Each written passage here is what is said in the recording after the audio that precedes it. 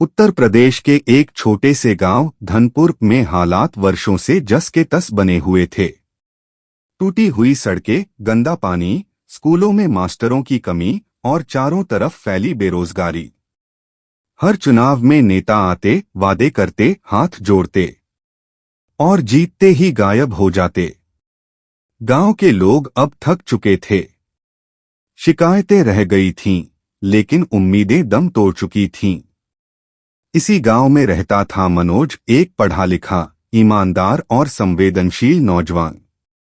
उसने शहर से अपनी पढ़ाई पूरी की थी, लेकिन वहां नौकरी करने के बजाय वह अपने गांव लौट आया।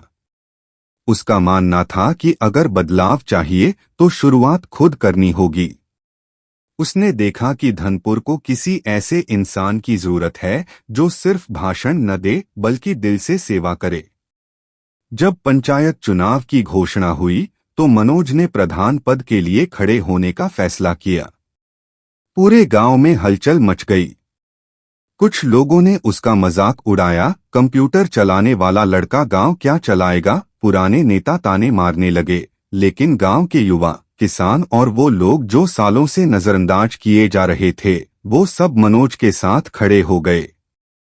मनोज ने अपने प्रचार में कोई बड़ा वादा नहीं किया। उसने बस एक सीधी बात कही, जो कहूंगा वही करूंगा और जो नहीं कर सकता वो कभी नहीं कहूंगा। उसकी सच्चाई, साफ नीयत और विनम्रता ने लोगों का दिल जीत लिया। चुनाव के दिन भारी मतदान हुआ और नतीजे आए। मनोज रिकॉर्ड मतों से जीत गया।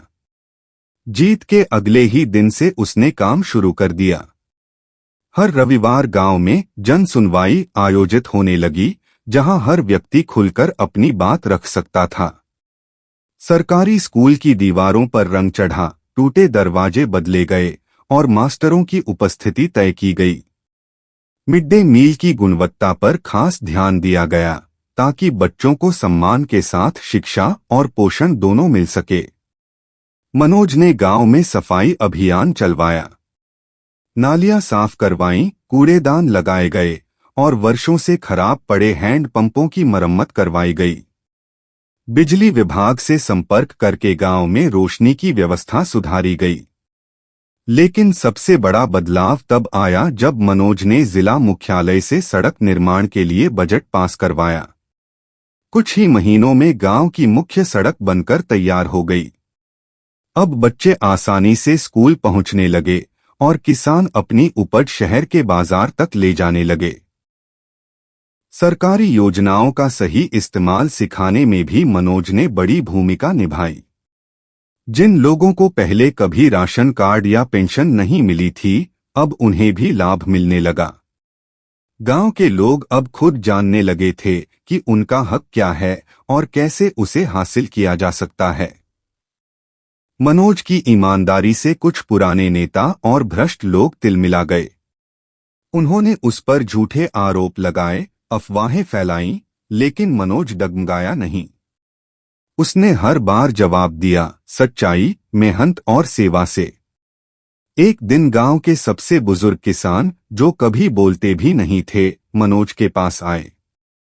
उन्होंने उसके कंधे पर हाथ रखकर कहा, बेटा, तू प्रधान नहीं, भगवान का भेजा हुआ सेवक है। मनोज मुस्कराया और बोला, न मैं भगवान हूं, न नेता।